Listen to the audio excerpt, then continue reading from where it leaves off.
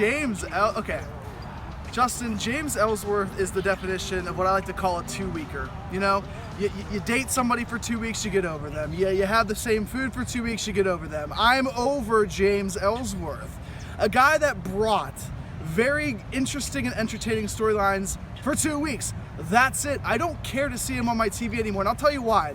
You're building an entire World Championship storyline around a guy who does not even deserve to be on the main roster, who is not interesting anymore. Again, he's that two-weeker, Justin. He is a guy that he has this draw to him because he looks weird. He doesn't have a chin.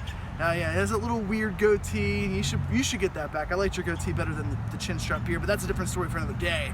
But come on, you really think this guy should be in the main storyline of SmackDown Live when they have so many other talented guys that could step up and do a very similar role? This is the only time. This is one of the few times in the calendar year it's okay, and I'll tell you why. Remember, we're in the brand extension now, so they had the SmackDown only pay-per-view back in early October.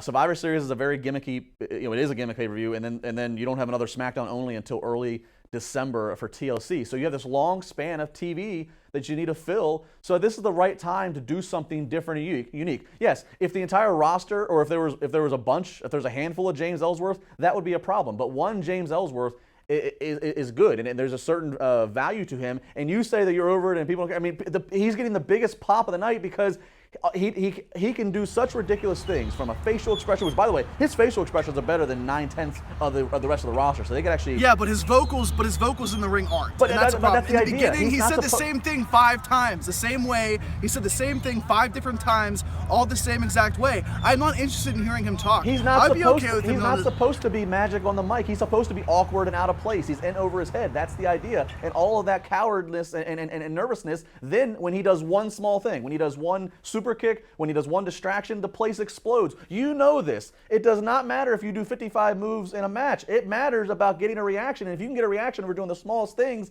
James Ellsworth, you're winning. I love it. James Ellsworth was winning again for 2 weeks. I don't want to see him anymore. You had Dean Ambrose win thanks to James Ellsworth. That's it. There needs to be one more week of him, and then that's it. I don't want to see him in November and December though, because what you're going to do is people are going to start hating him, and then he's going to go away, and then you're going to say, well, instead of utilizing him for a big pop 3 or maybe 4 weeks, you can maybe milk out an extra week of him. You can see WWE, Justin, using him for 6, 8, 10 weeks heading into 2017. You can see him getting a Royal Rumble spot, can't you? Oh, he's definitely getting a Royal Rumble spot. He's going to be one of the final 6. See, that's the worst. It's gonna be a comedy spot. It's gonna be the same thing as when we were in Boston and we watched Santino come out from under the ring, and we thought that he was gonna stop Del Rio from winning. Look, James Ellsworth. And that if you're right, if James Ellsworth, if people do start to sour on him, you turn him heel and you let him be the goofy mascot that follows AJ Styles around, who AJ Styles verbally abuses, just like Jericho and Ralphus. That's a terrible. So you're gonna. That worked in the 90s because that was a completely different era of interesting TV, even though you and I both know some of the writing was absolutely garbage.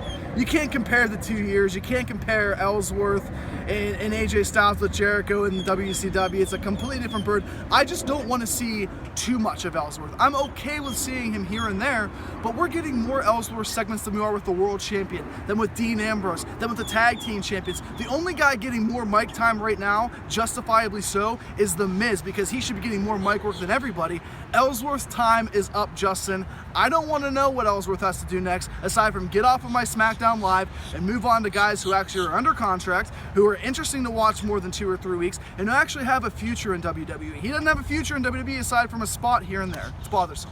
I'm pulling a page out of CM Punk book. Tap the watch, take a look, cup the hands. It's Ellsworth time. You better learn to love it. Why don't you take another page out of Punk's book and just get the step in, huh?